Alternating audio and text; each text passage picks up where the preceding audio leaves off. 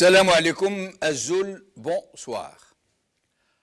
On dit de l'âge de raison qu'on y entre l'âge de 7 et 10 ans, quand nous commençons à discerner les notions du bien et du mal, de l'injustice, des droits naturels qui sont les nôtres et de notre responsabilité dans la conséquence de nos actes.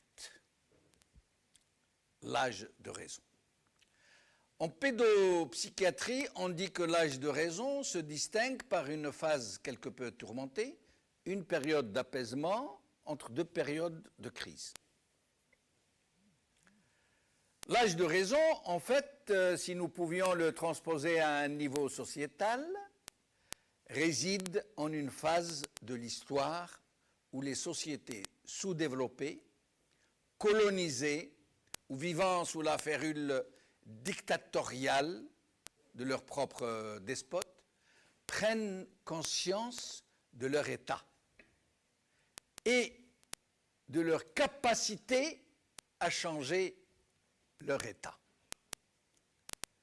Dans les dynamiques révolutionnaires, qui peuvent naître de sursauts inconditionnés, donc imprévus et spontanés, l'âge de raison est celui où les révolutionnaires prennent conscience de la réalité du terrain, des conditions qui devront être assurées, des moyens à mettre en œuvre, du réalisme avec lequel la situation doit être envisagée et de la nécessité la plus importante entre toutes, la gestion des priorités. La mise en place d'un dispositif consensuel entre tous, qui consiste à connaître la priorité des priorités, ou la hiérarchisation des priorités, les unes par rapport aux autres. C'est cela le véritable âge de raison des révolutions. Appréhender à temps la gestion des priorités et ne pas se tromper de priorité. Entre deux actions, toutes les deux nécessaires et toutes les deux vitales pour la suite des événements, il faut savoir laquelle passe avant l'autre et de quelle manière la mettre sur rail. Mais cela ne peut pas relever du seul génie populaire, du génie ambiant, de l'intelligence collective et de l'auto-organisation, comme on l'appelle aujourd'hui. L'appréhension de telles notions et la perspicacité très fine qui devra être suscitée ne peut émaner que d'une synergie des visions, mais expérimentée en cénacle, de façon organisée et réfléchie. C'est pourquoi, à l'âge de raison, qui ne va pas tarder à se manifester au sein du Hirak, la conscience politique collective devra nécessairement se cristalliser en individualité et en structuration.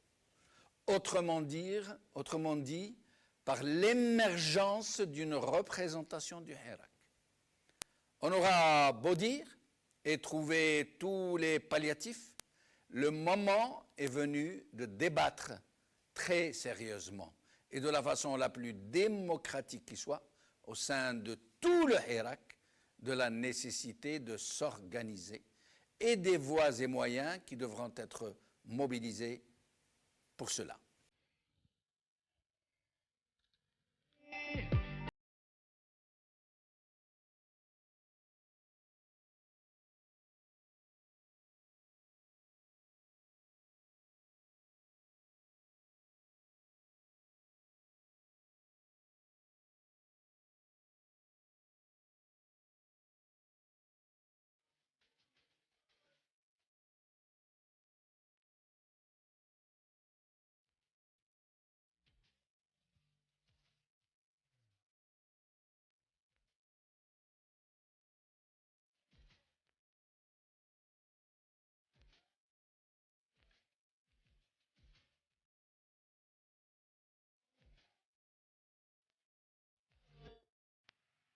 Hirak, l'âge de raison.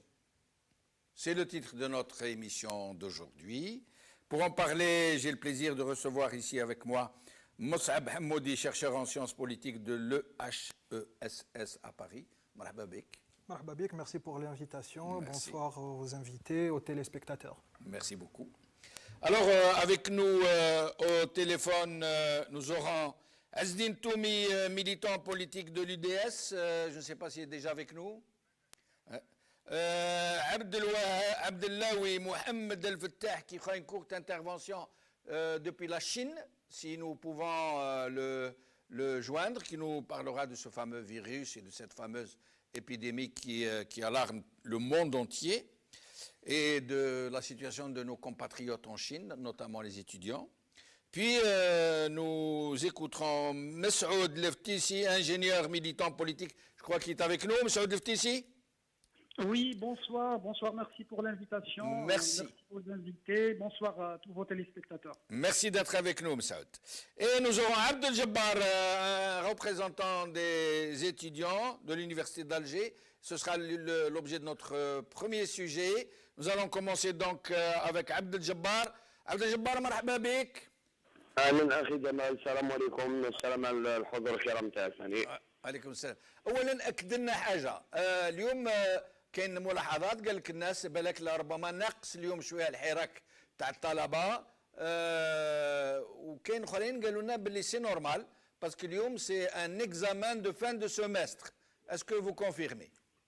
بطبيعه الحال ما يمكنش نشوفوا ثاني ابدو صديق ديالي اللي كان معايا بوندون 10 اشهر و 11 شهر كامل اللي خرجناهم ثاني اليوم ما قدرش يجي بسبب الامتحانات للاسف. داكور اوكي. ولكن كومام ويلي قلنا انا عبد الجبار نشوفوا ساعه بعض الصور ونرجعوا لك. كالكوز ايماج دي مانيفيستاسيون ستوديونتين aujourd'hui.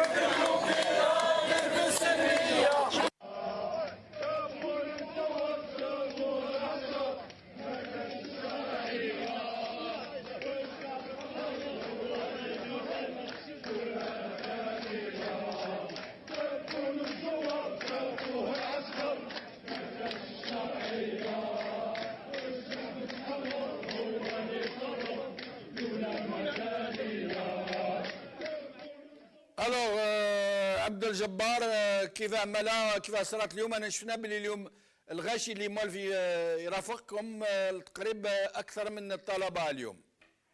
يعني بطبيعه الحال ثلاثاء منذ شهر نوفمبر العنف اللي صرا ضد مسير الطلبه اللي شهدناه وبعده رافق الشعب رافق حراك الطلبه والشعب يعني الحمد لله التواجد ديالو بقوه ويعني كان مساندنا ودائما نشكروه انا وابدو في اخر المسيره لانه الشعب الابي الجزائري الحر هذا هو اللي رفض المسيره تاع الثلاثاء هو اللي ما خلاهاش يعني تركها وعاونها بزاف الحمد لله. ولا الشعب يعني دائما في دالو رونديفو كل ثلاثاء يجي يستناكم تخرجوا ويدوروا بكم ويديروكم في النص وامامهم ويمشيوا معكم مهما كان كل ثلاثاء. بطبيعة الحال حتى اليوم في آخر المسيرة يعني المقولة اللي قلتها ونقولها ونبقى نقول فيها إنه في الجزائر الآن ما كان لا قبيلي لا تركي لا طالب لا شعبي لا حتى حاجة كاين جزائري حر وجزائري يقبل بالعبودية نقطة إلى الصدر. وكيف راهو درك الحراك بالنسبة لك؟ كيف راك تشوف أنت في الحراك اليوم؟ يا هل ترى شوية نقص يا هل ترى سي نورمال قاعد يتهدن باش يعاود يطلع؟ كيف القراءة نتاعك أنت على الحراك الحالي والحالة تاع الحراك؟ يعني بالنسبة لي كما يقال البداية للجميع والبقاء للأوفى والبقاء للأكثر قوة وصمودا. احنا عندنا مبدا يعني ما خرجناش عليه منذ 22 فبراير، المبدا تاعنا هذا رافقنا منذ الولاده ورافق الجزائريين منذ 1830، يعني منذ ان دخلت فرنسا للجزائر، وكاين الاحرار اللي قاعد يقاوموا ضد الطغمه الفاسده اللي تشتغل ثروات الوطن. يعني انا بالنسبه لي الحركه هذا نبدا صح، هذا الحركه عرف ولادو تاع الصح، هذا الثوره الشعبيه السلميه عرفت صح الناس اللي تقدر تمد لها، يعني تمد لها صح واش عندها، ما تخرجش باش تخرج فقط. ولكن عبد الجبار اليوم سؤال يطرح، كاين ناس يقول لك لماذا الحراك ما ينظمش نفسه، ما يعينش ناس تمثله، وكاين اخرين يقول لك لا مازال مش الوقت. ولكن فيما يخص الطلبه، اللي هما يعني متنظمين بصفه طبيعيه، اذا نقدر نقول، لماذا اليوم انتم الطلبه يعني اقل شيء، يعني لو سميك تاع التنظيم هو انكم الجامعات الجزائريه كل تتلموا مع بعضكم البعض وتحاولوا تنسقوا على الاقل مع بعضكم البعض.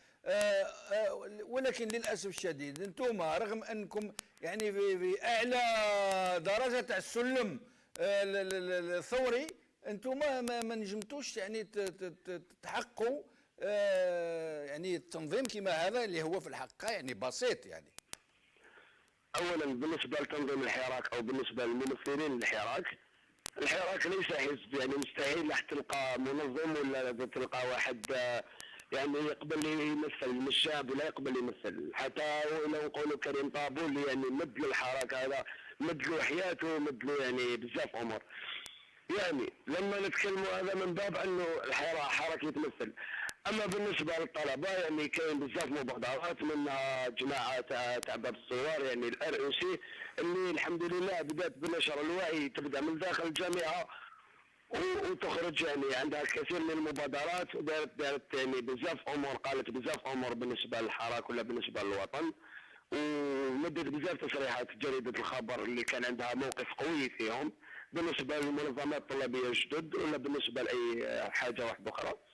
لكن باش تقدر يعني الطلبه تاع اقطاب الوطن كامل تقدر ديرهم في حيز واحد، يعني تولي عرضه للهجوم، كانك يعني تحط الاحرار في حيز وتقول للطغمه الفاسده انه هذا الحيز راهم فيه الاحرار، روحوا هاجموه وروحوا ديروا فيه واش تحبوا. بارك الله فيك سي عبد الجبار، الثلاثاء الجاي ان شاء الله بقى على خير.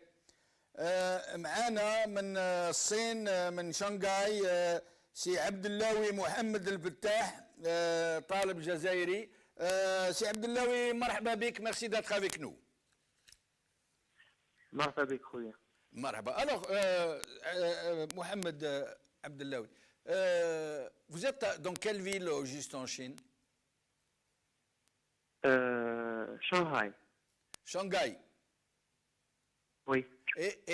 Et vous êtes en plein cœur du territoire qui a été atteint par ce fameux virus, non? Peut-être non. Ah d'accord. Oui. Mais sinon là où vous êtes, il y a des affections, il y a des cas, il y a des décès, des victimes, il y a des mesures prophylactiques, même des mesures de blocus, nous a-t-on dit. Oui, c'est bien sûr. Il y a plusieurs victimes. Alors, pour ce qui est des Algériens, on nous dit que vous êtes un millier, je crois. Un millier d'étudiants. Oui. C'est ça? Vous confirmez? Oui. Mais les Algériens ici, c'est un spécial cas. كيفاش نقولوها الدونجي تاع هذا الفيروس ماشي في شانغهاي، الدونجي تاع هذا الفيروس جايه في ووهان. داكور. وي. وكاين جزائريين في المكان هذا اللي وقع فيه الفيروس اكثر؟ اكيد العدد تاعهم كان 36 جزائري بالضبط، وتم معالجة المشكل بترحيلهم من المنطقة هذيك هذا واش سمعنا عليها. ما كانش ضحايا جزائريين ضحايا جزائريين على حساب علمكم؟ على حسب العلم تاعي لا. ما كانش. وسمعتوا باللي Air Algérie elle a bloqué tous les vols à destination et en provenance de Chine et que M. Tebboune a annoncé le rapatriement de tous les Algériens qui sont là-bas. سمعتوا بها؟ وي وي وي وي وي. ولا الجزائريين راح يقبلوا يوليوا يرجعوا كل البلاد؟ Je pense oui. D'accord. Aucune chance. Aucune chance? Aucun choix. aucun choix. Ils n'ont pas le choix. لازم ما يروحوا parce que حالة خطيرة جدا. بارك الله فيك. وسي عبد الله محمد الفتاح بارك الله فيك بقى على خير. Salam. Alors, Moussa Hamoudi, d'abord au sujet des étudiants, des manifs d'étudiants aujourd'hui. Donc, il y a eu, il semble, un petit fléchissement dans le nombre et le nombre des universités qui ont participé. Mais on nous dit que c'est normal, que c'est un jour d'examen. Effectivement, c'est un jour d'examen, mais ce n'est pas ce qu'il faut retenir en premier lieu, mais c'est cet élan de solidarité, parce que si la population dans l'ensemble avait compris que les étudiants ne pouvaient pas répondre massivement aujourd'hui, qu'il y avait quelque part un vide, elle s'est précipitée pour combler le vide. Et donc, elle a réussi, hein, elle a donné l'impression de manifestation parfaitement réussie. Hein. C'était parfaitement réussi, c'était massif, il y avait un élan de résistance, donc intact au vu des images, surtout celles qui sont d'en haut, sur vue aérienne, le Hirak était intact. Et donc ici, on comprend qu'il y a une volonté de maintenir la mobilisation. Et ça va contre la volonté du régime et surtout la police politique, dont le pari numéro 1, sinon exclusif, c'est de vider les rues. Le Hirak répond, non, on ne va pas donner ne serait-ce que l'argument de la rue vide. Même s'il y a un prétexte valable pour bouder un mardi, entre autres, c'est des examens, nous, on va combler l'absence des étudiants. Et voilà, et c'est comme ça, ça a été fait parfaitement. Donc, la note est complète, c'est un mardi réussi, et on l'a vu, et c'est tant mieux. C'est une symphonie. Absolument. Les étudiants partent, il y a les gens qui les remplacent. Voilà. Le fameux chant de la résistance française, « Ami, si tu tombes, un ami prendra ta place ». Oui, parce que ici, il y a une conscience que le problème est de maintenir la rue, parce que le jeu stratégique actuellement n'est pas dans les officines, n'est pas le NTV, n'est rien d'autre, contrairement à ce que croit l'état-major, mais c'est dans la rue. Et dans la rue, pourquoi? Non seulement la présence, mais les idées véhiculées. C'est-à-dire contester la forme du régime, Tebboune, contester le fond, l'état-major, et contester la substance qui est la police politique. Et donc ça doit être maintenu, et non pas maintenu de façon artificielle ou accessoire, mais de façon affirmée, directe et élevée. Très bien. Alors, Messoud Leftissi, vous êtes ingénieur et militant politique, comme nous l'avons dit tout à l'heure. Messoud Leftissi, au sujet des manifestations estudiantines d'aujourd'hui. Oui, donc je suis sorti aujourd'hui participer à la manif estudiantine ici à Béjaïa. Donc c'est vrai que la mobilisation estudiantine n'était pas comme le mardi passé parce que justement les étudiants nous ont parlé qu'ils avaient des examens et du coup c'était difficile et compliqué pour eux de prendre part de cette marche. Mais quand même, la participation citoyenne, il leur a donné le soutien nécessaire. Les citoyens ici, Bougiote, ont participé en masse dans cette manifestation. Et ça s'est déroulé dans de bonnes conditions. On a crié longtemps, donc à des slogans aussi à ce système. On a réclamé le changement de système, l'instauration d'un état de droit. Et voilà, en grosso modo. Alors, au sujet de la décision de M. Tebboune qui a ordonné le rapatriement des Algériens bloqués en Chine, la décision a été prise juste après la décision du roi du Maroc de rapatrier ses compatriotes qui sont, enfin ses sujets qui sont en Chine. Le problème est que M. Tebboune donc, nous annonce à grand renfort de grosses caisses qu'il va rapatrier les Algériens bloqués en Chine, sauf que on nous donne le chiffre de 36. d'après les services de la présidence qui ont communiqué, les Algériens des étudiants seraient au nombre de 36. Or, d'après les informations qui nous parviennent, les étudiants au niveau en Chine et dans les régions qui sont touchées par le virus seraient au nombre de plusieurs centaines. À votre avis? Ben, je ne vous cache pas que je n'ai pas assez d'informations là-dessus. Je crois que ce qu'il avait fait, loin de toute confusion politique, en tant qu'un citoyen qui ne reconnaît pas, ne le reconnaît pas en qualité de président, parce que pour moi ça reste un homme de franc des vrais tenants du pouvoir, mais sur cette question humanitaire, je crois que c'est le minimum qu'il puisse faire. Maintenant, je n'ai aucune idée sur le nombre de ressortissants algériens en Chine, particulièrement dans cette région affectée par ce virus. Mais je crois que la moindre des choses de faire, c'est de les protéger à ce qu'ils soient infectés aussi par ce virus. Très bien, restez avec nous. Je reviens à vous dans un petit moment. Azdine Toumi, militant politique de l'UDS. Azdine Toumi, merci encore une fois. Alors, sur ce sujet des manifestations estudiantines. Bonsoir, cher Jamel. Bonsoir à tous les téléspectateurs et bonsoir à tes invités. Et merci pour cette invitation. Merci. Encore une fois, je suis militant politique. Pour le moment, je ne parle pas au nom de l'UDS. Oui. Concernant moi, je pense que c'est une réussite totale, la marche des étudiants. Moi, je ne m'attache pas et je ne m'arrête pas au nombre de manifestants. Pour moi, une révolution, elle n'est pas, c'est-à-dire, disons, n'est pas définie par le nombre de personnes qui y participent. Même la révolution algérienne 54-62, elle est passée par des moments vraiment difficiles où il y avait peu de maquisards dans les maquis, etc. Donc aujourd'hui, le plus important, c'est que les étudiants gardent cet espace public le mardi et puis le reste, le vendredi, le peuple garde encore ces espaces pour manifester. Il y a des aléas, les examens, puis il y a des vacances, il y a des occupations des uns et des autres, mais en tout cas, bravo aux étudiants qui continuent de sortir dans la rue et en gardant... allô? Écoute. Allô? On vous écoute. Donc, bravo aux étudiants qui continuent à descendre dans les rues de plusieurs villes d'Algérie et puis bravo à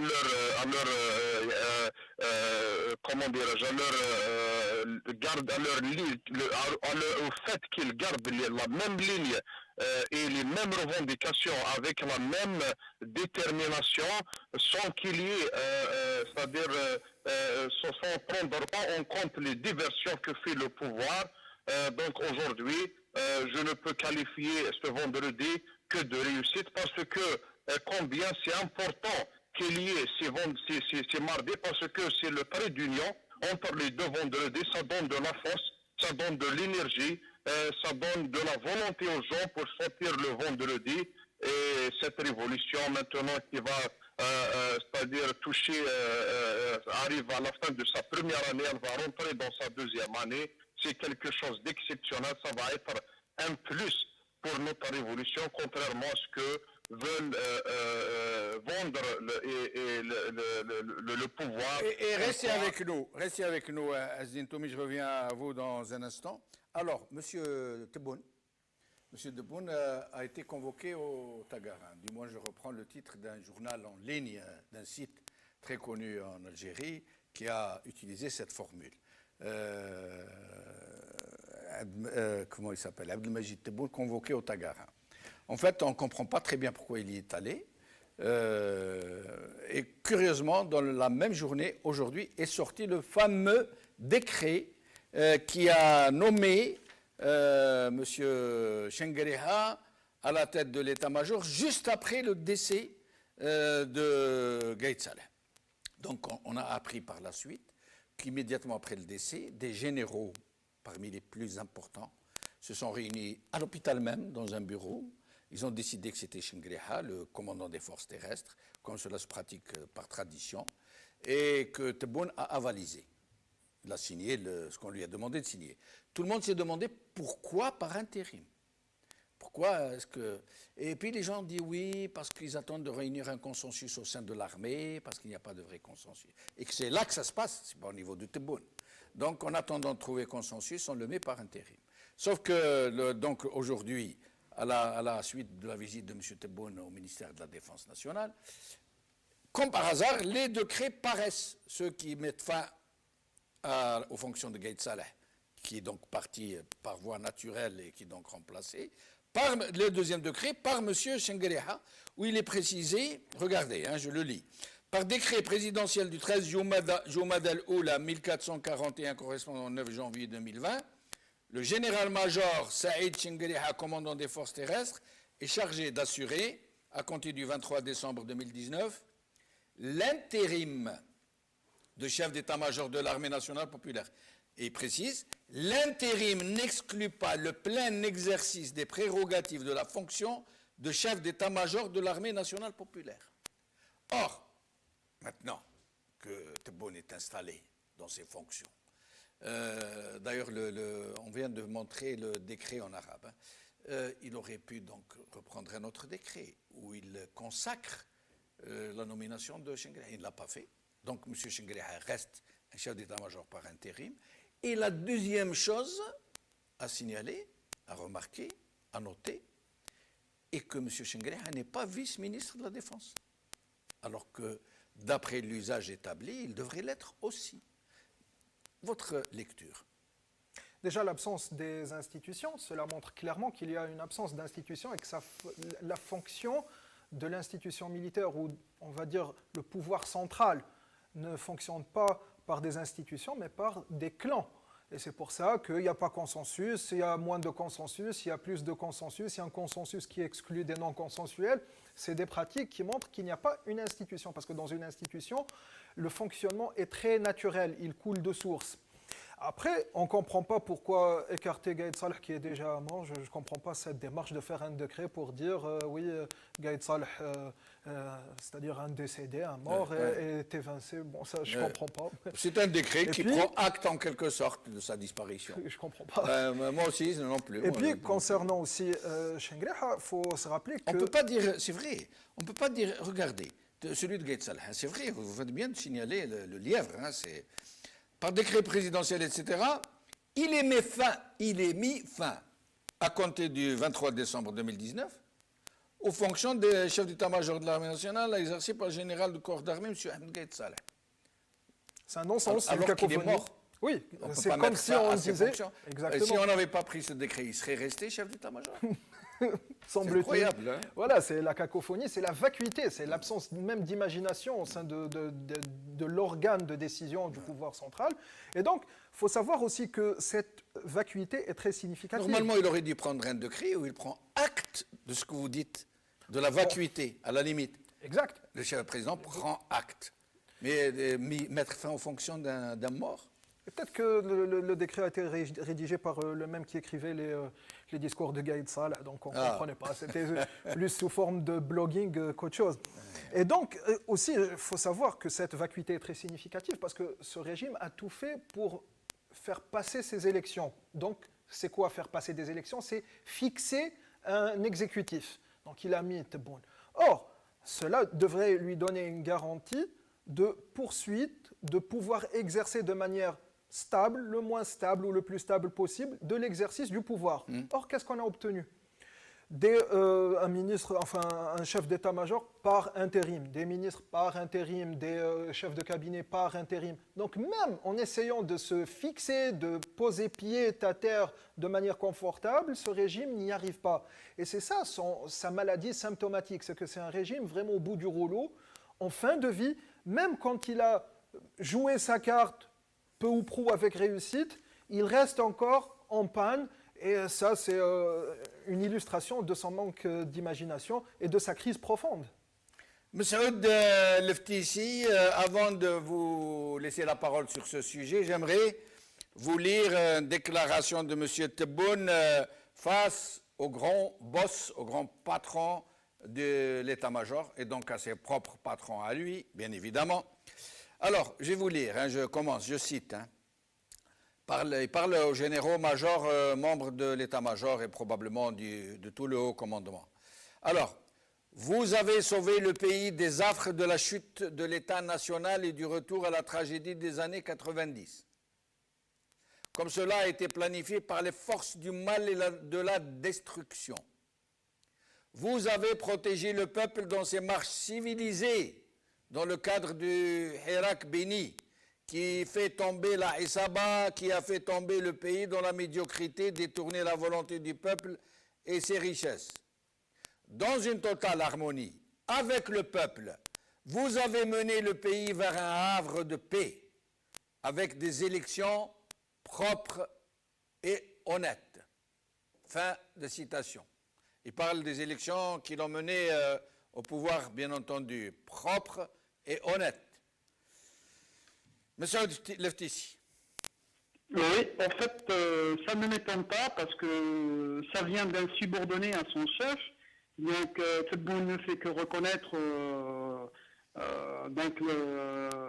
l'avantage et les services assurés par la junte militaire. Ce sont eux qui l'ont placé, ce sont eux qui l'ont désigné, ce sont eux qui l'ont imposé sur le peuple algérien. Et ça ne m'étonne pas également qu'il fait un discours pareil. Je ne sais pas comment le qualifier, mais ça a été toujours depuis l'indépendance ce régime totalitaire et autoritaire. Elle a été incarnée par le putsch constitutionnel et militaire, donc celui de 62 et puis 65. Donc à mon sens, le retour à la légitimité pour qu'on se débarrasse de ces pratiques qui ne sont pas dignes et qui ne représentent pas la grandeur de notre pays. Il faut vraiment aller vers une période de transition qui ne sert pas à transférer le pouvoir d'un clan à un autre, mais juste d'incarner les nouveaux fondements de la République, de séparer le pouvoir et de donner à chaque institution sa juste valeur, y compris l'institution militaire, et de la placer, comme toutes les institutions de la République, sous le contrôle d'un Parlement élu par le peuple. Voilà, donc c'est tout à fait naturel ce qui se passe actuellement. Tebboune, il ne présente pas une loyauté envers le peuple parce qu'il sait pertinemment qu'il n'a pas été élu par le peuple, mais il présente une loyauté naturelle à ceux qui l'ont désigné. Mais qu'est-ce que signifie, à votre avis, le fait de ne pas avoir consacré, de ne pas avoir nommé tout simplement M. Chengueriha à la tête de l'état-major sans préciser qu'il n'est là que par intérim? Et pourquoi ne pas l'avoir nommé aussi, comme son prédécesseur, vice-ministre de la Défense? Je crois peut-être que ce n'est pas de leur intérêt de le faire actuellement pour justement faire allusion que l'institution militaire elle est loin de toute prise de décision dans les affaires politiques du pays, chose que personnellement je n'y crois plus. Oui, mais c'est l'inverse. Pardon de vous interrompre, M. Oud, mais c'est l'inverse, parce que personne n'imagine que c'est Tebboune qui a décidé de le mettre en intérim. Ça veut dire que la décision, cette curieuse, très curieuse décision, de le laisser en intérim et de ne pas lui donner le vice-ministère de la Défense, ça signifie que c'est les militaires qui ne veulent pas. Au contraire, ça démontre encore beaucoup plus que la décision politique vient des Tagarins et pas le contraire. Oui, effectivement.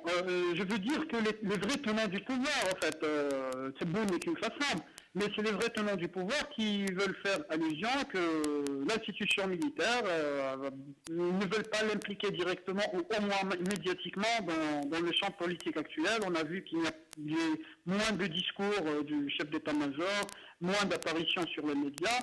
Mais en réalité, ce sont eux qui dirigent le pays depuis l'indépendance. Et je crois qu'ils préparent, à travers la réforme de la Constitution, qu'ils comptent la mener à travers une commission d'experts désignée par le pouvoir lui-même, une petite réforme au niveau de ces postes clés, plus haut niveau de l'hiérarchie, pour dire au peuple, parce qu'il faut trouver quand même 2 ou 3 articles vers lesquels ils vont séduire la population pour aller voter lors d'un référendum. Azdine Toumi, il y a une phrase dans la déclaration de Tebboune qui est réellement très, très significative et qui devrait donner à penser à beaucoup de gens. Écoutez bien. Écoutez bien, je vais vous dire ce que j'y ai lu personnellement en dessous de... alors, parlons de l'armée, hein, en les félicitant, vous avez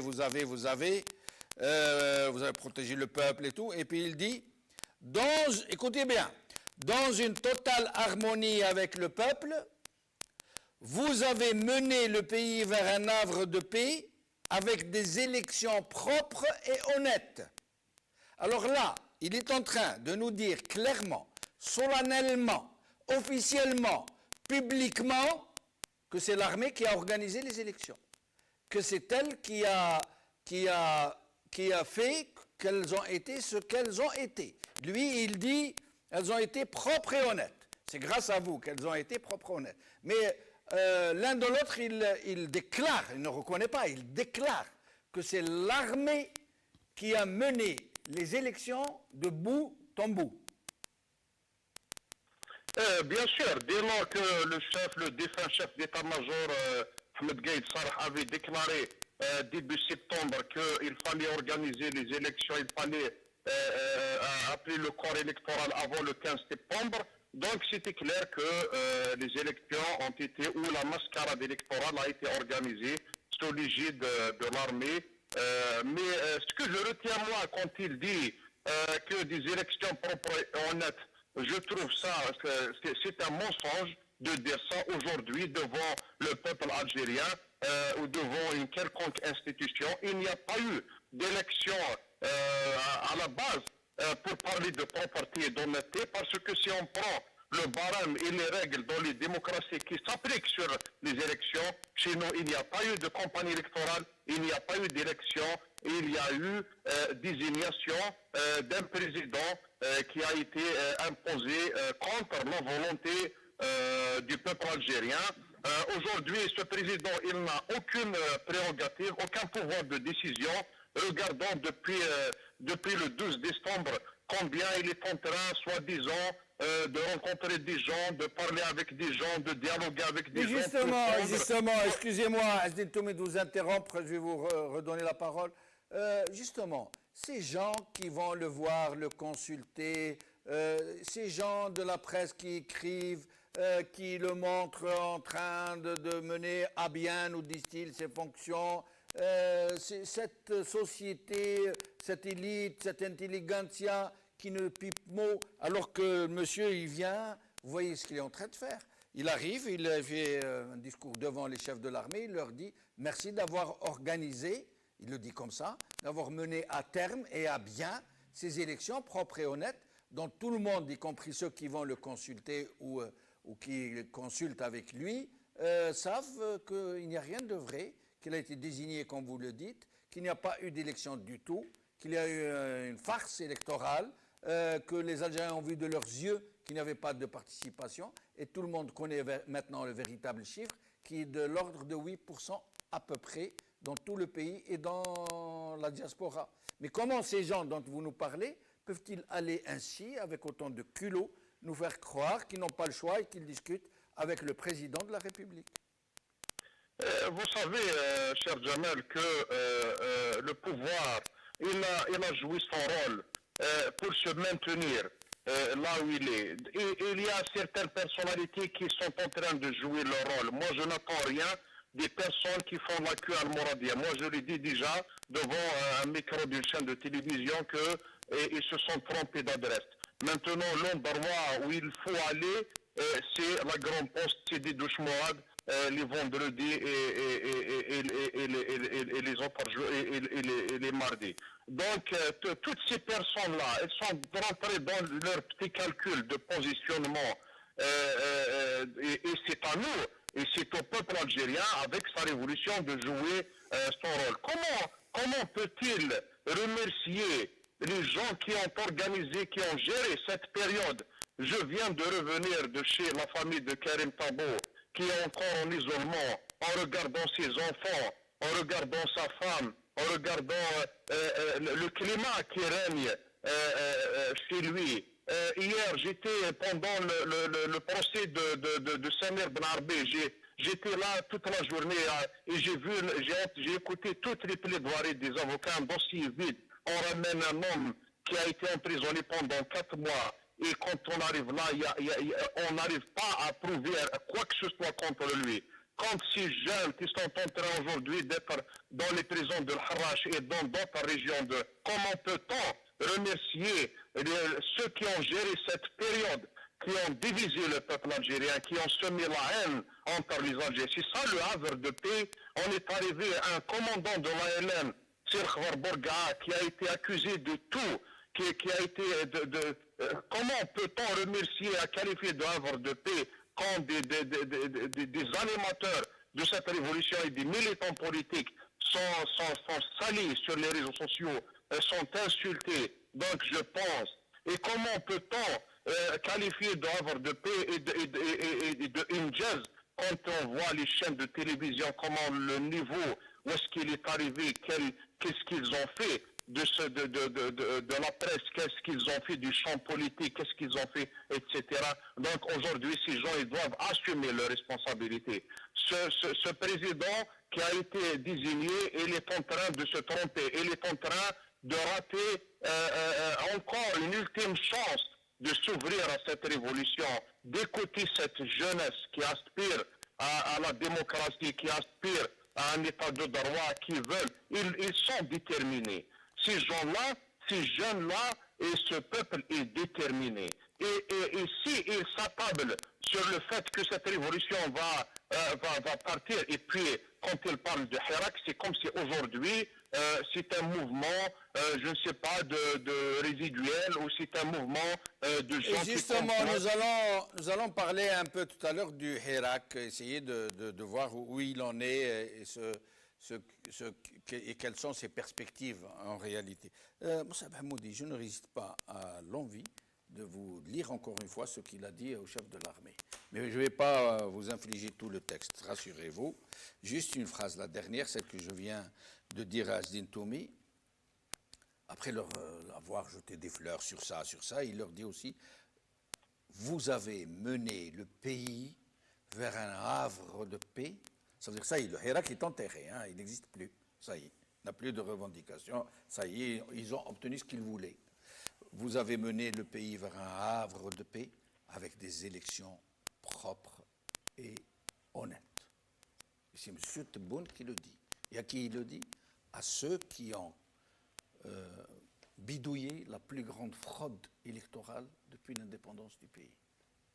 Moi, je suis avec beaucoup de sérieux ces phrasés parce qu'ils sont très significatifs, parce que ce sont des communiqués et notamment ils donnent une idée de ce régime à l'international, parce qu'un communiqué officiel est lu dans les ambassades, dans les consulats, chez les attachés diplomatiques. Ça, c'est une allocution. Hein, oui, aussi. Prononcée face au chef de l'armée. Et elle sera très attendue dans les chancelleries et ambassades et ministères des Affaires étrangères. Et qu'est-ce que ça a comme impact? Parce qu'elle n'est jamais prise au sérieux par les Algériens.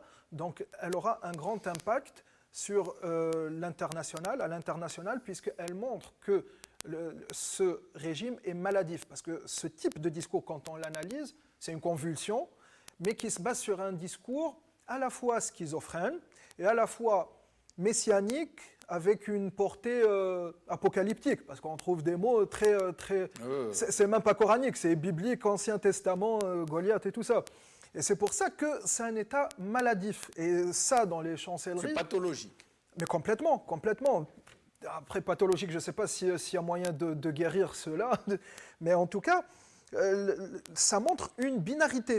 Dans la tête d'un décideur d'un ministère des Affaires étrangères, c'est quoi? Il dit, voilà, moi, quand je vois les photos, quand je vois les slogans qu'on me fait parvenir du Hirak, je vois des blagues, du sourire, une ambiance bon enfant, je vois la vie. Quand j'entends les dirigeants en fin de vie, déjà, vu leur âge, je vois la mort. Et moi, je dois arbitrer un jour cette situation-là. Et c'est pour ça qu'en fait, c'est un régime en fin de vie, sérieusement, quand on le dit. Il y en a qui le disent comme ça, une verbosité. Mais en fait, c'est vrai, il faut le prendre et le mesurer, cela, parce que... Sur un plan biologique ou fonctionnel, organique? Politique.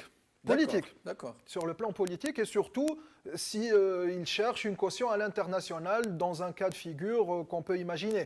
Et donc, il reflète une image de gens incompétents, complètement déboussolés, complètement malades, et qui sont vraiment abjects, qu'on ne peut pas soutenir. Moussa Hamoudi, Quel courage, ou quelle schizophrénie, ou quel mépris, je ne comprends pas. Quelqu'un qui vient, qui sait la réalité. Tebboune est un enfant du pays, il connaît très très bien. Il sait comment ça se passe. Il sait que les Algériens savent. Il sait que les Algériens savent que cette élection n'en est pas une, que c'est une grosse fraude électorale. Il le sait. Il arrive là, comme un grand, sur son dada, et comme ça, il déclare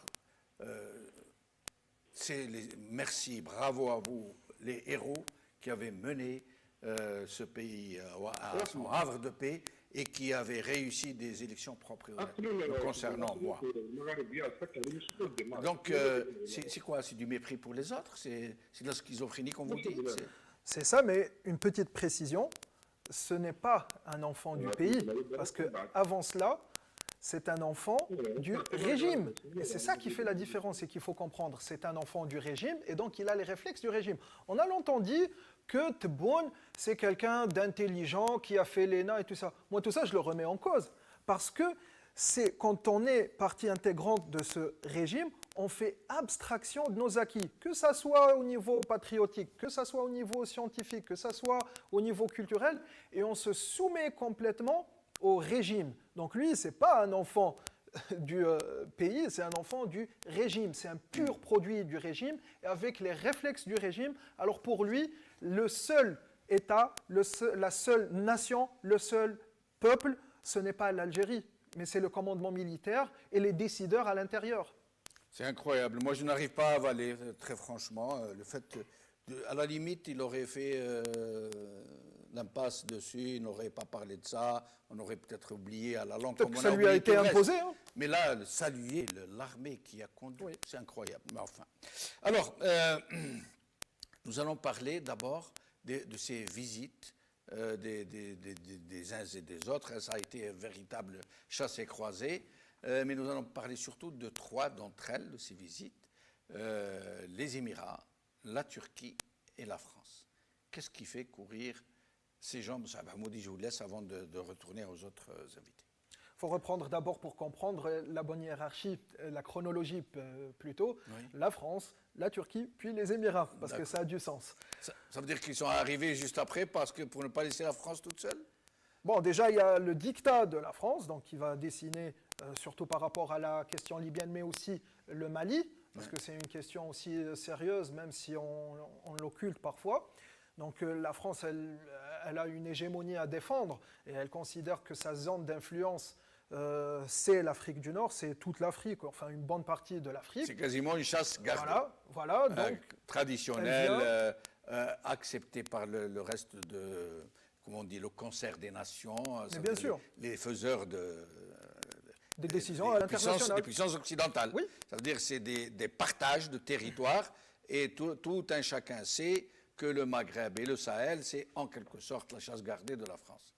Tout à fait, et donc elle vient dicter un peu sa loi, sa position de force et l'imposer au régime algérien. Alors bien sûr, elle savait qu'il y a des dossiers phares, donc notamment la Libye, où l'Algérie a sonné un peu attiré la sonnette d'alarme, surtout quand à Berlin, Tebboune a fait de manière très incongrue, très un peu amatrice, un appel à un autre sommet qui pourrait éventuellement effacer celui de Skhirat. Alors la France ne comprend pas c'est quoi ça, enfin tous les axes du conflit. Mais aussi le Mali, parce que le Mali actuellement, il faut savoir que la France est engagée, elle est en guerre au Mali, mais elle perd des soldats. Il y a 2-3 semaines, elle a perdu 15 soldats. Aussi la France n'a plus la position d'acceptabilité, elle n'est plus acceptée. On a vu par exemple au Mali, au Sénégal, on ne veut plus de la présence française. Oui. Et donc, très fortement décriée. Bien sûr. Qu'est-ce qu'a fait la France? Elle a engagé encore, même de manière insignifiante, quelques troupes supplémentaires pour s'ancrer encore plus. Et donc, elle a besoin de l'appui de l'Algérie. Elle veut toujours aussi l'engager sur le sol, dans les opérations sur le sol. Déléguer en quelque sorte un peu. Bien sûr, comme ça, elle s'allège un peu. Et bien sûr, cette histoire de tout ce qui est logistique. Et par ailleurs aussi, bon, puisqu'il y a la question de la Turquie, il faut que la France, les échanges commerciaux entre l'Algérie et la Turquie ont évolué de sorte à ce que la Turquie concurrence la France. Oui. Et c'est pour ça que la France est venue avec le fameux projet préparé du gaz du schiste. Donc c'est pour pouvoir bénéficier au moins d'un terrain sur lequel elle va faire des travaux, elle va exploiter et elle va faire bien sûr de la recherche scientifique pour plus de bénéfices. Les Émirats, c'est directement lié à la Libye et bien sûr à la Turquie. Et on a pu vérifier l'information qui a été un peu mise en doute, celle de l'investissement des 10 milliards de dollars. Absolument, Donc, mais justement, c'est surtout ça.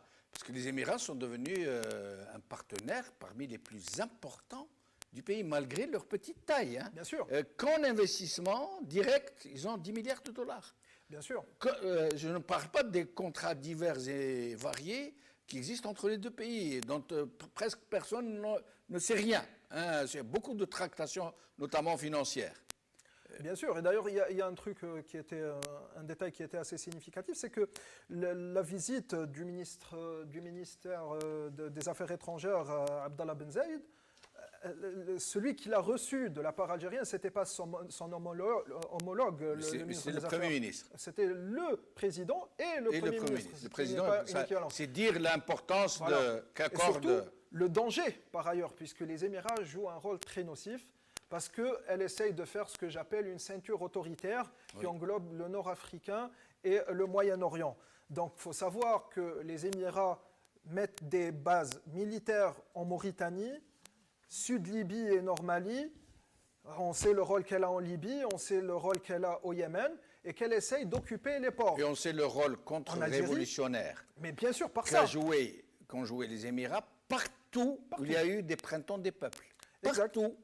Ils ont fait virer les printemps des peuples en cauchemar des peuples en hiver boueux. Exact. Partout.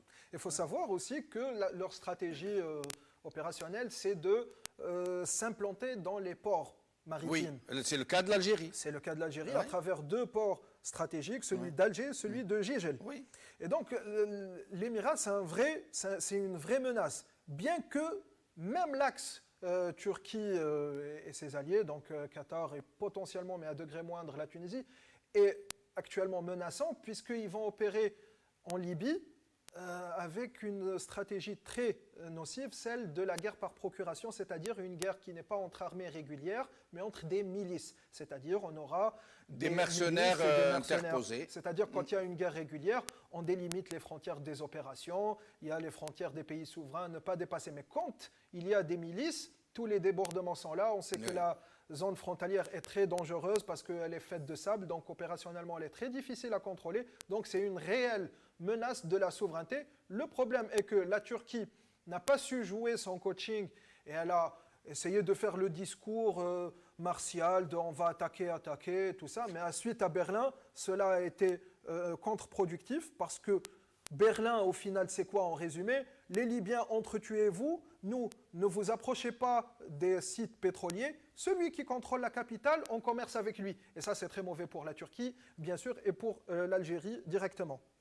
Mais une dernière question sur ce sujet. Vous pensez vraiment que la Libye peut avoir une capacité de vrai, rayonnement, d'irradiation de la crise libyenne dans toute la région, quand on sait que la Libye elle est très peu peuplée, 5 ou 6 millions je crois, des territoires très vastes, des populations très divisées.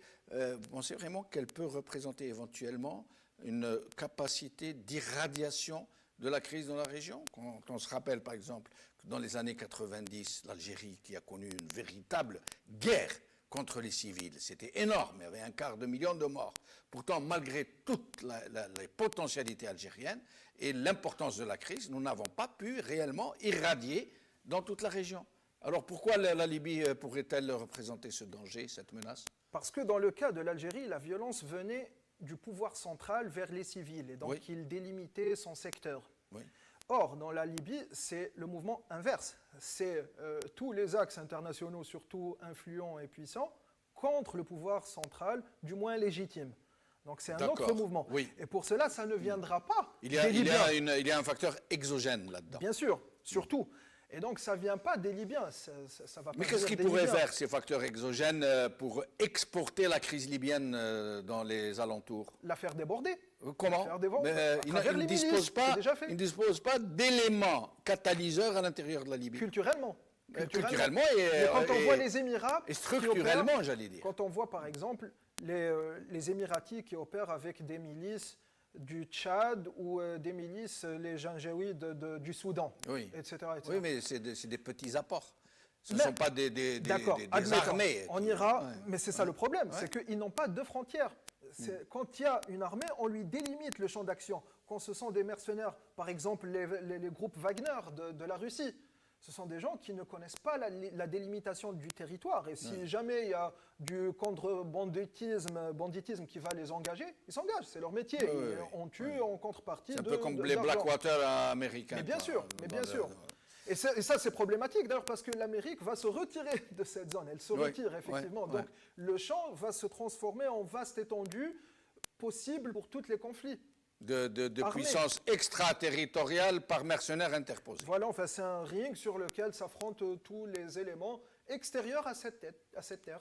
Monsieur Lefti, ici, sur ce sujet des partenaires, entre guillemets, qui arrivent en courant, notamment français, émiratis et turcs, qui semblent à eux trois pouvoir prendre la part du lion, si tant est que cette part est encore disponible, quand on sait qu'une crise économique monstre est à nos portes déjà. Quelle est votre lecture de ce bal, de ce chassé-croisé des puissances étrangères en Algérie? Je crois que ma propre lecture déjà date un peu avant les présidentielles, donc il y avait un compromis avec ces puissances et avec le pouvoir en place, justement, pour maintenir ce système, et en contrepartie, ce système leur offre donc une partie de nos richesses. Et ce qui peut confirmer ces décisions, cette vision du pouvoir en place, c'est bien la loi de finances qui a été signée récemment, et puis la loi sur les hydrocarbures, et surtout avec la décision du pouvoir, une éventuelle décision certainement sur l'exploitation du gaz de schiste. Vous pensez que le gaz de schiste a sa part dans cette histoire, dans ce mouvement diplomatique? Oui, certainement. Parce que déjà il y a l'influence franco-américaine pour aller vers l'exploitation de ce gaz de schiste. Tout le monde sait que Total veut se positionner sur le marché mondial et sur la scène mondiale. Il semble que ExxonMobil soit plus intéressé que Total. C'est ce qu'on nous dit, je ne suis pas... Oui, mais Total cherche depuis des années se positionner et s'imposer sur le marché mondial comme leader dans le domaine de l'exploitation des gaz de schiste. Surtout que depuis 2011, lorsque le président français à cette époque, Sarkozy, avait interdit d'exploiter, ou plutôt d'utiliser la technique de la fracturation hydraulique considérée très polluante. Tout le monde sait également que depuis la révolution du sourire, il y avait plusieurs pages qui ont tendance, des pages Facebook anti-système, qui ont été justement signalées, puis fermées, depuis des centres informatiques de Dubaï et Istanbul. Donc ça nous donne quand même une idée que ces pouvoirs ont soutenu fortement le pouvoir algérien, le régime algérien, et en contrepartie, ils viennent aujourd'hui pour gagner leur récompense par rapport aux services qu'ils ont présentés à ce régime. À votre avis, est-ce que la question libyenne a la part du lion dans ce chassé-croisé ou est-ce autre chose? Et surtout, quelle est l'attente du régime algérien? Puisque si les autres viennent, soit pour l'affaire libyenne, soit pour essayer d'arracher des parts et d'autres, quelles sont les attentes d'un régime algérien qui sait que dans pas longtemps, il va avoir besoin de beaucoup d'argent et de beaucoup d'argent qu'il ne pourra pas trouver par la production, par l'exportation, puisqu'il ne sait rien faire d'autre que l'économie rentière, exporter ses seuls hydrocarbures. Quelles sont les attentes du régime algérien? Donc, je pense que la question libyenne, tout comme la question syrienne, il s'agit d'un conflit d'intérêts entre les plus grandes puissances mondiales, en particulier la Russie, les États-Unis, en degré moindre l'Europe. Donc le jour où ces puissances vont se mettre d'accord sur leur intérêt dans ces pays, à ce moment-là, on va voir vraiment le début de la solution politique dans ces pays. Sinon, en ce qui concerne l'Algérie, sa participation récemment à Berlin a été une participation qui nous a fait honte parce qu'elle n'était pas à la hauteur d'un pays comme l'Algérie. Soi-disant, le représentant de l'Algérie était complètement marginalisé lors de cette réunion. J'aurais aimé qu'il prenne une position comme celle du président tunisien, de ne pas assister, puisqu'il a été invité la dernière minute. Et je crois qu'ils vont l'utiliser comme une participation de façade pour dire que voilà, les pays qui entourent la Libye étaient présents, pour donner une certaine crédibilité. Sinon, la décision... Ah, est-ce que nous avons perdu On l'a perdu, on va essayer de le retrouver. Zintoumi, avant de vous poser une question, de vous laisser vous exprimer sur cette question de ces partenaires, comme on les appelle, qui sont en train de venir et de revenir et d'insister, est-ce que vous avez remarqué comment Gaïd Salah a été reçu au Tagarin? Moi, ça m'a un peu étonné. Pourquoi? Parce que quand le chef de l'État visite Tebboune, pardon. Quand le chef de l'État visite une quelconque institution, il va au Parlement, il va au ministère de la Justice, il va au ministère du Travail, un département, une institution, il est reçu comme le maître de maison qui arrive chez lui. Quand il est allé au Tagarin, c'est comme s'il avait été reçu par un autre pays, par une entité totalement autonome, avec drapeau, tapis rouge, piquet d'honneur, protocole absolument étatique. C'est comme si un État recevait le représentant d'un autre État. Est-ce que vous avez remarqué ça, Zintoumi? Oui, effectivement, la manière avec laquelle il a été reçu, puis le décor, la prise d'images, les vidéos, etc. Moi, je pense que c'est pour juste donner l'impression que l'autorité ou l'institution militaire elle est soumise à la présidence, que le président de la République il a les pouvoirs, tous les pouvoirs, que c'est lui le chef des forces armées, que c'est lui le ministre de la Défense, etc. Et ça, ce n'est qu'une ruse. C'est la création d'une image illusoire à travers leurs médias pour le peuple. Revenons pour la diplomatie de notre pays. Oui. Moi, je pense que la diplomatie algérienne elle est basée sur un principe simple. Tout s'idée à l'extérieur et pour tout contrôler à l'intérieur. Moi, je pense que toute cette agitation, c'est une sorte, c'est un deal entre toutes ces puissances et l'Algérie. L'Algérie elle a beaucoup de richesses.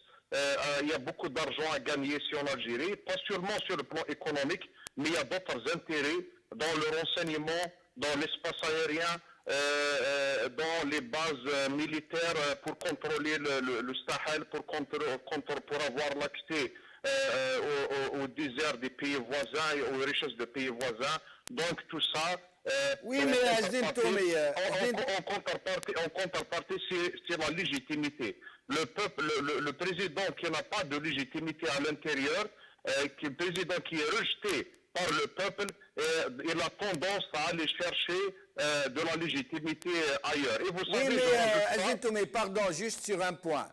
Ces pays qui arrivent parce qu'ils savent que l'Algérie est un pays riche, c'est une potentialité énorme, mais vous savez très bien, et tout le monde sait, et ses partenaires tout particulièrement, que l'Algérie va bientôt voir ses ressources financières disponibles. Sachez-c'est très très sérieusement. Ils vont perdre une partie de leurs ressources existantes, je veux dire, diminuer quasiment de moitié. Ça veut dire que c'est fini ces années de vaches grasses où on arrosait tout le monde, où on achetait la pêche sociale chez soi, où on arrosait tous ces alliés naturels, où on arrosait les puissances occidentales pour se faire protéger. C'est fini tout ça. Au contraire, ils vont être dans un processus contraire. Ils ne vont plus pouvoir acheter la paix sociale, ils ne vont plus pouvoir entretenir le relais d'alliés naturels, et ils ne vont plus pouvoir arroser brader le pays, sauf s'ils trouvent d'autres méthodes, notamment des hypothèques sur des décennies. C'est ça le problème. D'où ils vont ramener tout cet argent qu'attendent d'eux les autres qui viennent les voir? De tout ce que vous êtes en train de me dire, cher Jamel. Vous voyez certains des anciens premiers ministres et des anciens ministres qui se retrouvent en prison parce que tout simplement, ils n'ont pas de clairvoyance, ils n'ont pas de plan à long terme pour ce pays. Maintenant, il y a un peu d'argent. Ce qui les intéresse, c'est de se maintenir maintenant. Et même les puissances étrangères, ça ne les intéresse pas qu'il y ait de l'argent. Au contraire, vous savez, cher Jamal, quand un pouvoir, quand un système dans un pays, il manque de légitimité et il est faible à l'intérieur, même ces pays-là, ils profitent. C'est une occasion pour eux de jouer, de mettre de la pression et de prendre ce qu'ils convoitisent depuis des années. Et puis quand il y a une crise financière, une crise économique, ça fragilise encore plus ce pouvoir. Et donc celui qui va gagner à la fin, c'est les puissances étrangères qui vont profiter, mais ceux qui sont au pouvoir aujourd'hui, ils sont en train de gérer au jour le jour cette crise que passe notre pays. Maintenant, il y a un peu d'argent, ils ne reculent devant rien, ils sont prêts à continuer à subventionner à tort et à travers, à distribuer à tort et à travers. Restez avec nous, Azdine Toumi. Alors, dernier tour de micro. Moussab Hammoudi, avant que je vous pose une question sur le HERC, vous vouliez vous exprimer sur l'état-major? Oui, c'est sur cette question du gaz du schiste, parce qu'elle a d'autres soubresauts. Elle ne s'arrête pas qu'à la France, parce que, rappelons-nous déjà les premiers temps, quand elle a été lancée proposée, suggérée par Laurent Fabius, il y avait une visite qui est passée inaperçue de quelqu'un qui est connu plus comme acteur à Hollywood, mais pas comme gouverneur. C'était Arnold Schwarzenegger qui a rendu visite en Algérie. On lui a présenté des bodybuilders, ça c'était pour la télé. Mais en vrai, il était venu pour le dossier du gaz du schiste, parce que ça intéresse aussi les Américains.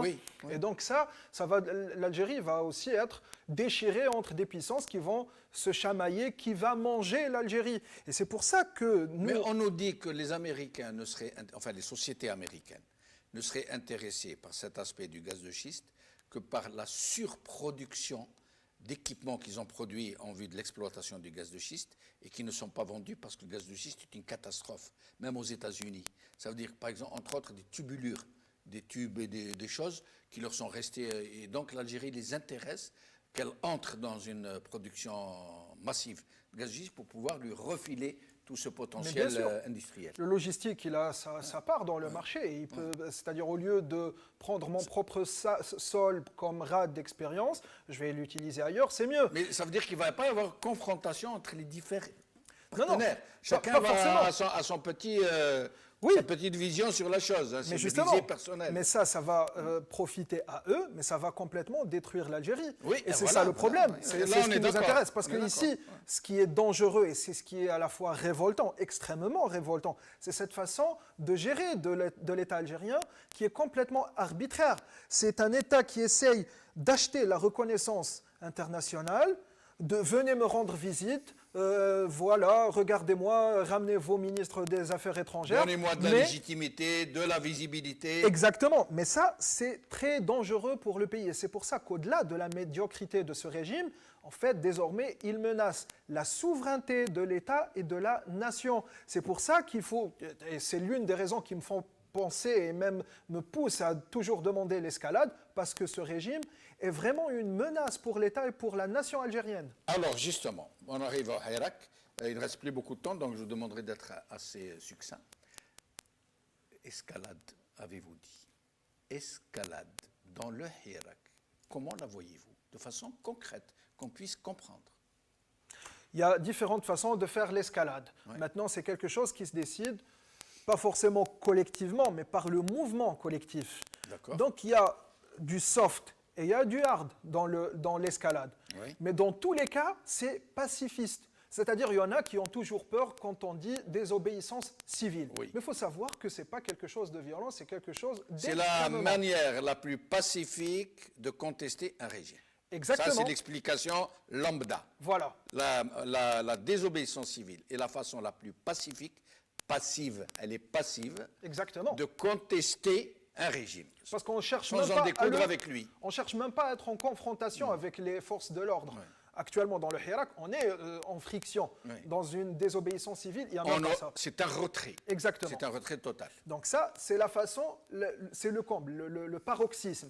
Et après, il y a des degrés. Ouais. Par exemple, quand il y a, là j'entends une idée qui circule justement à propos de l'escalade, de commémorer le premier anniversaire le 21 février en allant, marchant vers El Mouradia. Le 22 février. Mais ça sera le 21. La veille. Ah, parce que ça tombe le vendredi. Oui. Parce que le 22 est un samedi. Exactement. D'accord. Donc d'aller faire une marche vers le palais d'El Mouradia. C'est une excellente idée. C'est pacifique avec des drapeaux. Alors, très vite, parce qu'il ne nous reste plus de temps. Comment, Moussab Hamoudi, comment pourriez-vous obtenir de telles choses sans leader, sans organique, sans structuration? Par la volonté, tout simplement. La volonté C'est une collective. volonté ambiante. Exactement. C'est une volonté Parce que- qui ne sort pas des cerveaux. Effectivement, Ouais, pourquoi c'est- ouais. Parce que quand elle sort des cerveaux, ça veut dire qu'il y a une stratégie. Et la stratégie, elle doit faire une arborescence de tactique, et donc il doit y avoir quelqu'un ou un collège qui la pense, Voilà. donc une formation politique. Voilà. Or, Ouais. faut savoir que ce mouvement est vertical, alors que le Hirak, il est en train de Non, déjouer il peut de être montrer- horizontal. Et non. S'il y a arborescence, qu'à chaque niveau local, il y a une émergence, c'est horizontal. Rappelons- C'est dans les collectivités, les localités, c'est dans les organismes, c'est dans les corporations, c'est horizontal. Et chaque cellule génère sa propre arborescence.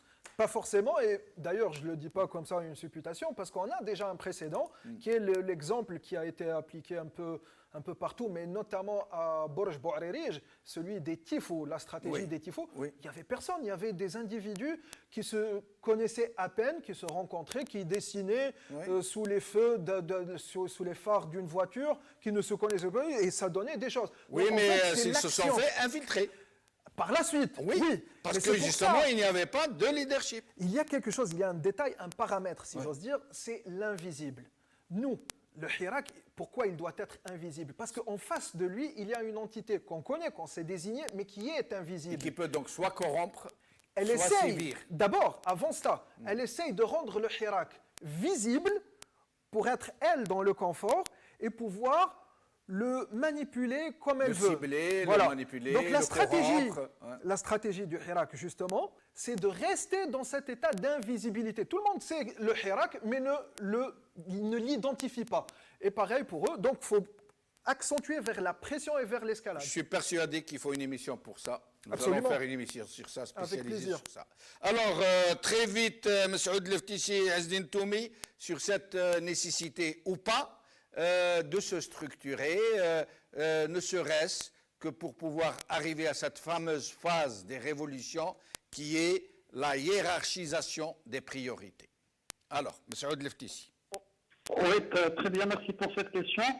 Bon, comme je l'ai toujours dit, pour moi, que le Hirak se structure, pas forcément qu'il soit représenté. Donc moi, je suis contre la représentation parce qu'on ne peut jamais représenter un mouvement pluriel, un mouvement qui incarne la diversité dans l'Union.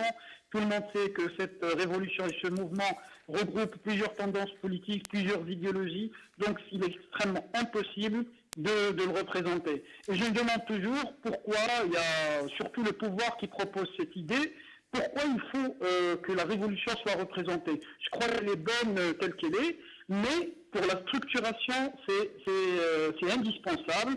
Et c'est la chose pour laquelle je milite à travers les conférences débats que j'anime, les rencontres avec les étudiants, qu'il faut qu'on se structure au sein des coordinations, des comités, des collectifs, et qui restent informels bien évidemment, mais à travers lesquels on organise des débats, on fait émerger des idées de projets politiques, et c'est comme ça qu'on puisse justement aboutir par la suite à un projet politique cohérent, qu'on va le proposer à l'opinion publique, et c'est à ce moment-là que si ceux qui se trouvent chez eux, qui ne sortent pas le vendredi, quand ils reçoivent donc cette idée de projet ou ce projet politique, quand ils seront convaincus, je suis convaincu que ces gens vont nous rejoindre encore une fois dans la rue.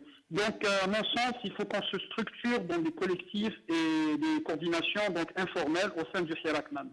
Merci, M. Tissi, restez avec nous jusqu'à la fin de l'émission. Azdine Toumi, très vite, sur cette grosse question du Hirak. Doit-il s'organiser, c'est-à-dire dans le sens de se structurer, ou rester comme il est, là, comme ça, de façon massive, collective, mais sans vraie représentation? C'est une question qui a été posée dès le début de cette révolution. Donc, elle revient à chaque fois sans aboutissement, sans qu'il y ait des réponses. Je ne dirais pas que c'est un problème, mais je pense que cette révolution, elle a une nature. Les gens ont tendance à se projeter sur d'autres mouvements, sur d'autres Hirak, sur d'autres révolutions, que ce soit dans notre pays ou ailleurs dans le monde. Je pense que cette révolution, elle est unique. Elle a ses caractéristiques, elle a une âme. Et moi, hier, j'étais en train de discuter avec des amis, des hommes politiques, des militants, des avocats en marge du procès de Samir Ben Arbi. Donc je disais que toutes les initiatives qui doivent venir dorénavant, et d'abord il faut que l'élite politique, il faut que l'élite intellectuelle doit prendre ses responsabilités. Le peuple a pris ses responsabilités, il a mené cette révolution maintenant presque une année. Maintenant, il faut que cette âme soit traduite dans les initiatives, dans le travail politique qui doit être fait, qui est l'unité. Aujourd'hui, on a besoin d'unir tout le monde.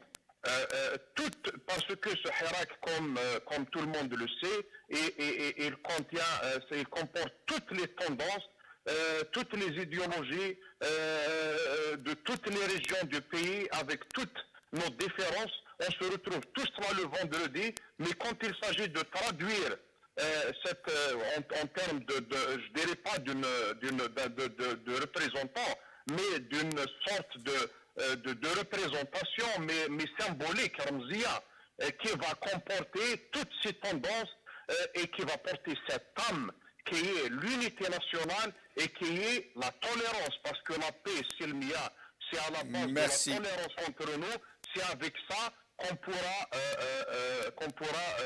faire peur et faire vaciller ce pouvoir qui est en train de ruser, qui est en train de manipuler encore une fois, d'utiliser le mensonge pour se maintenir. Merci Azdine Toumi, merci Abdel Jabbar, merci Msaoud Leftissi, merci Abdellaoui Mohamed El Fattah, merci Moussab Hamoudi, mais je crois que vous voulez lancer un appel avant. Effectivement, il faut savoir que bientôt nous commémorons le premier anniversaire de cette belle révolution. Une année. Une année, effectivement, de dur labeur, de solidarité, de révolte, d'exemplarité. Et donc, moi, je profite pour lancer cet appel au nom des collectifs, des militants qu'on œuvre ici à Paris. Donc, pour le dimanche 16 février, on lance un appel pour une marche qui aura lieu donc de place de la République à Paris jusqu'à Bastille. Comme Donc, le 1er novembre. Effectivement, donc ça sera le 16 février à partir de 13h. Donc j'invite tous les Algériens de la diaspora à être nombreux. Ça aura lieu. Il y en a même eu qui sont venus de Prague, je me rappelle. Effectivement, mais de partout, de Marseille, de l'intérieur de la France, de ces régions, et aussi de l'Europe, la Belgique, la Hollande. Et vous pensez que vous allez battre le record du 1er novembre qui a été de l'ordre de 50 000 manifestants? Vous savez, cette diaspora, elle lève tous les défis et elle le fait avec brio. Donc, si vous la cherchez, vous allez la voir. Ah ben, je le cherche. Donc, en tout cas, je rappelle, le 16 février, février, de République à Bastille à partir de 13h. Merci encore une fois. Merci à vous, chers amis, d'avoir suivi cette émission. بلا ما نوصيو بعضنا كيما موالفين دوك صاي ولات ساكنة في الدم سلمية خاوة ما كانش اللي يقدر ينرفينا وما كانش اللي يقدر يفرقنا وبقى على خير بالسلامة.